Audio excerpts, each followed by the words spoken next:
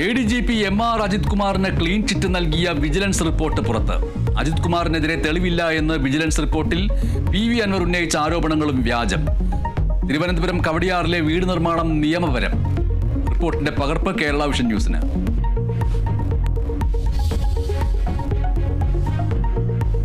കോഴിക്കോട്ട് അങ്കണവാടിയുടെ കോൺക്രീറ്റ് പാളി അടർന്നു വീണു. ചുള്ളിയിലാണ് സംഭവം. കുട്ടികളില്ലാത്തതിനാൽ വൻ ദുരന്തം ഒഴിവായി. ശോചനീയാവസ്ഥയെപ്പറ്റി പരാതി നൽകിയിട്ടും കോർപ്പറേഷൻ നടപടിയെടുത്തില്ല എന്ന ആരോപണം.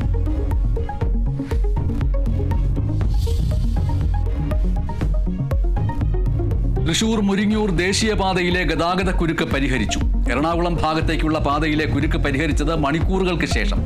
ഏതു നിമിഷവും വീണ്ടും കുരുക്കുണ്ടാവുമെന്നും ശാശ്വത പരിഹാരം വേണമെന്നും നാട്ടുകാർ.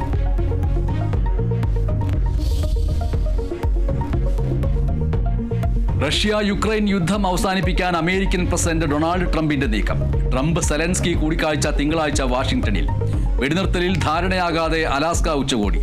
പല കാര്യങ്ങളിലും ധാരണയായെങ്കിലും അന്തിമ കരാറായില്ല. യുക്രൈൻ സഹോദര രാജ്യമെന്ന് പുടിൻ. ചർച്ച നീണ്ടത് 3 മണിക്കൂർ.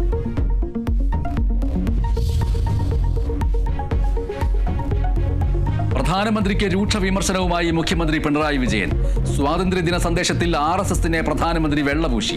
പെട്രോളിയം മന്ത്രാലയത്തിന്റെ സ്വാതന്ത്ര്യദിന കാർഡിൽ സവർക്കറെ മുകളിൽ വെച്ചത് ഗൂഢാലോചന. സ്വാതന്ത്ര്യ സമര ചരിത്രത്തെ ഭയപ്പെടുന്നവരുടെ വെപ്രാളമാണ് പ്രകടമാകുന്നത് എന്നും മുഖ്യമന്ത്രി.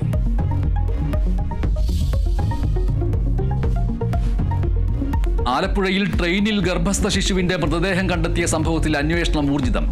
S4 കോച്ചിലെ സീറ്റിൽ രക്തക്കറ കണ്ടെത്തി. S3, S4 കോച്ചുകളിൽ യാത്ര ചെയ്തവരുടെ മൊഴിയെടുക്കും. കുഞ്ഞിന്റെ DNA-യുമായി പരിശോധന നടത്തും. മൃതദേഹം കണ്ടെത്തിയത് ധൻബാദ് ആലപ്പുഴ എക്സ്പ്രസ് ട്രെയിനിൽ.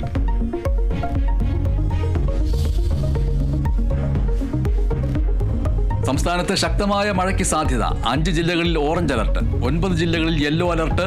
വടക്കൻ കേരളത്തിൽ വ്യാപക മഴയ്ക്ക് സാധ്യത. പാലക്കാട് കാഞ്ഞിരമ്പുഴ അണക്കെട്ടിന്റെ ഷട്ടറുകൾ ഉയർത്തി.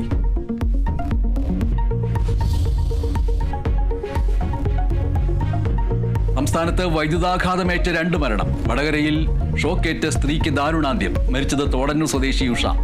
തിരുവനന്തപുരം ആഴിമല ക്ഷേത്രത്തിൽ ശുചീകരണ തൊഴിലാളി ഷോക്കേറ്റ് മരിച്ചു. മരിച്ചത് നെയ്യാറ്റിൻകര സ്വദേശി രാഹുൽ വിജയൻ.